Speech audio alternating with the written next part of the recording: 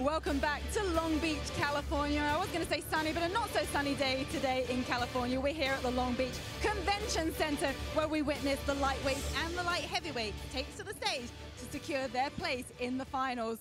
We obviously have two lucky guys made it through to the finals and the chance to win $1 million.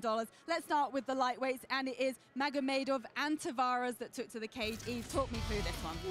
Woo! Magomedov and Tavares. Magomedov is a man who likes to keep his range, keep you at the end of his shots, and he's able to do just that against Tavares. He kept Tavares on the outside, and Tavares didn't have any urgency for taking a shot. He stayed on the outside. When Magomedov dropped him, there was a point where he took a shot, Magomedov defended it, he pulled guard, attacked the leg. But right here, Magomedov just pounds his body with these big shots. Frank Drake steps in and stops the fight.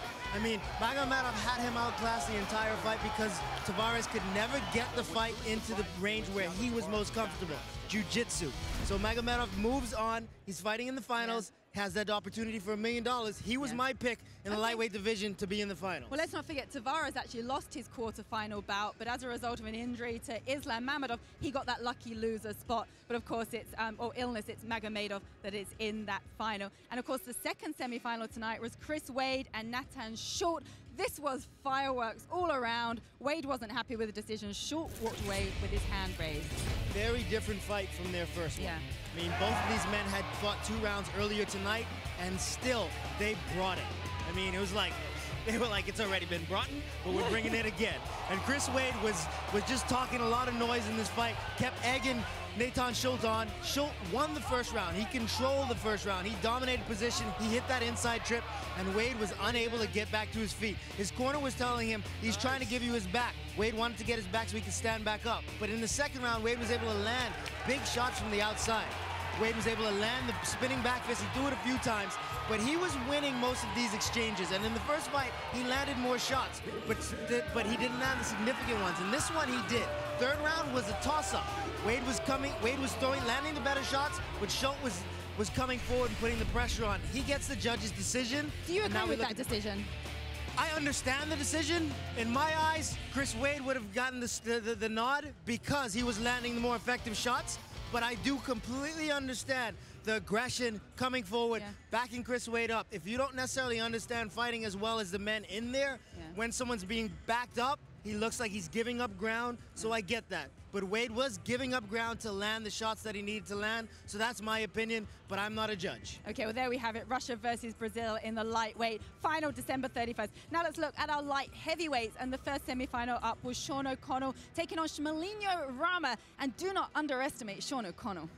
Nope, because when you do, Sean O'Connell is able to put one of those left hands on you, that left hook, and put you down. He was doing a great job on the outside. When he did land some shots and dropped Shmalinho, we saw there, Shmalinho attacked the leg and made Sean back up. He got back to his feet.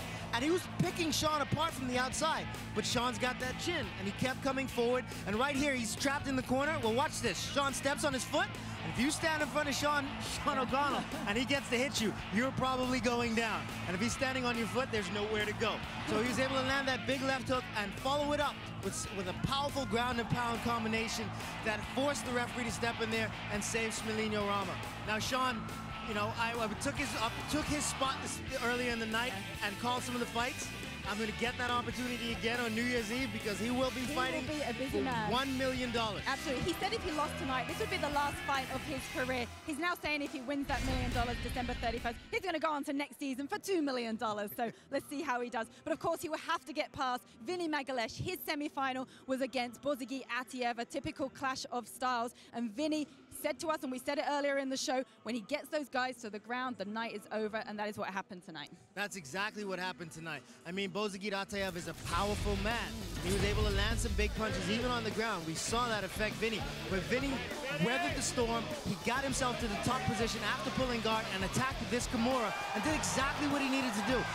Bozigi Atiev was hiding that arm inside his thigh, but Vinny is a classically trained high-level black belt in jiu-jitsu, and what did he do? Pull that up to get it away from the body, put it behind the back, and then he put his entire body against the shoulder of Bozigi Atiev, and it doesn't matter how strong you are, Vinny Magalesh is going to force you to tap in that situation. Okay, so Vinny Magalesh, of course, will face Sean O'Connell. That's a clash of styles again there. Sean's a brawler. Vinny's got that fantastic jiu-jitsu. I mean, we've got 2 months to talk about it, but how do you see that fight going down? Woo, I don't know. Sean's going to have to make some adjustments, but so is Vinny. Sean is going to come forward. His takedown defense is all right. Yeah. He's going to be able to stop a lot of Vinny's takedowns because Vinny is not a high-level wrestler, but Vinny is willing to pull guard. Sean is a smart fighter in that regard, though. He wants to be on his feet, so he'll pull himself out if Vinny can't tie him up, and it should make for a very fun fight. Okay, well, that's it from tonight's lightweight and light heavyweight action, but let's take a look at next week where we have our welterweights and our middleweights contesting in Washington, D.C. for their place in the final and $1 million.